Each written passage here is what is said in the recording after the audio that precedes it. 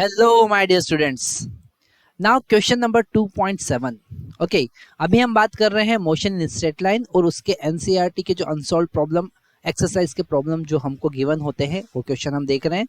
और बड़ा interesting question है जो हमारे बेसिक कॉन्सेप्ट क्लियर करते हैं, छोटी छोटी बातों को क्लियर करते हैं। जैसे कि क्वेश्चन में गिवन है, read each statement below carefully and state with reason and example if it is true और फॉल्स। एग्जाम्पल भी आपको एक एक देना है। तो पहला क्वेश्चन हम पढ़ते हैं कि भैया particle in one dimension motion, अगर कोई particle one dimension motion perform कर रहा है, रेक्टिलिनियर मोशन परफॉर्म कर रहा है, या फिर motion in a straight line, एक स्ट्रेट लाइन पर मूव कर रहा है, वन डायमेंशन एक स्ट्रेट लाइन में मूव कर रहा है, तो with non zero speed at any instant may have non-zero acceleration। yes, अगर नॉन जीरो एक्सेलरेशन है तभी उसका स्पीड या उसके वेलोसिटी का डायरेक्शन चेंज हो सकता है।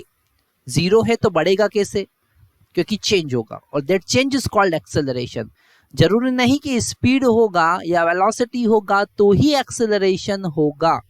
लाइक मोशन अंडर ग्रेविटी, इसका एग्जाम्पल है, इसका example yes it is true, ये सही बोल रहा है ए वाला part, and it's example is under the motion eight highest point, eight highest point, eight highest point motion under gravity, motion under gravity, है ना। अगर हम हाईएस्ट पॉइंट पर देखें, जैसे हमने ये स्टोन को यहाँ से फेंका फेंका फेंका, हाईएस्ट पॉइंट पे गया, वापस नीचे आ गया, तो हाईएस्ट पॉइंट पर स्पीड और वेलोसिटी कितना हो जाएगा, जीरो हो जाएगा, पर ग्रेविटी तो रहेगा, एक्सेलरेशन तो रहता है। तो नॉन जीरो एक्सेलरेशन है और स्पीड जीरो है, तो ये ट्रू है। ओके, फर्स्ट ट्रू है हमारे पास। सेकंड देखते हैं हम, विथ जीरो स्पीड में हैव जीरो वेलोसिटी, ये बिल्कुल गलत है। बी वाला अगर हम देखें तो ये फॉल्स है। ओके, अगर कुछ भी body perform any kind of motion तो उसका डिस्प्लेसमेंट तो होगा, और डिस्प्लेसमेंट है तो वेलोसिटी तो होगा ही सही। If u equal to zero, so velocity also equal to zero, because this magnitude of velocity, okay, हमको ये ध्यान रखना है कि magnitude of velocity is equal to speed।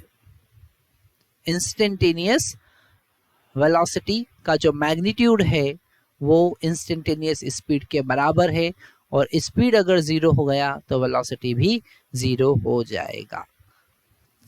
Second देखते हैं हम, सी वाला part, with constant speed must have zero acceleration. Okay, अगर स्पीड कांस्टेंट है तो एक्सेलरेशन जीरो है, बिल्कुल गलत बात है ये। ओके, ये फॉल्स स्टेटमेंट है। क्यों? क्योंकि अगर डायरेक्शन भी चेंज हो रहा होगा तो भी एक्सेलरेशन है।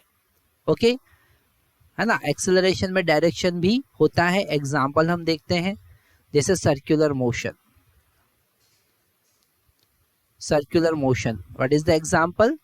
Circular motion. अगर हम सर्कुलर मोशन की बात करें, ये सर्कुलर मोशन परफॉर्म हो रहा है, यूनिफॉर्म सर्कुलर मोशन। हर पॉइंट पर स्पीड कांस्टेंट है, पर वेलोसिटी अपना डायरेक्शन चेंज कर रहा है। हर पॉइंट पे वेलोसिटी अपना डायरेक्शन चेंज कर रहा है। So this statement is false. For constant speed has zero acceleration. Speed constant है तो भी एक्सेलरेशन हो सकता है, that is called centripetal acceleration, that is called centripetal acceleration. Okay, अगर डायरेक्शन चेंज होने के कारण जो एक्सेलरेशन है that is called centripetal acceleration. और हम डी वाला पार्ट देखते हैं एक बार, उसमें गिवन है, with a positive value of acceleration must be speed up. अगर एक्सेलरेशन पॉजिटिव है तो वो स्पीड अप होगा नहीं, ये फॉल्स स्टेटमेंट है। ये स्पीड अप होना एंड डाउन होना, it will depend on the direction. Okay, it will depend on the direction. जैसे कि एग्जांपल देखते हैं, अगर हम मोशन अंडर ग्रेविटी की बात करें तो डाउनवर्ड डायरेक्शन को हम पॉजिटिव मान के चलते हैं, है ना, तो यहाँ पर एक्सेलरेशन पॉजिटिव है।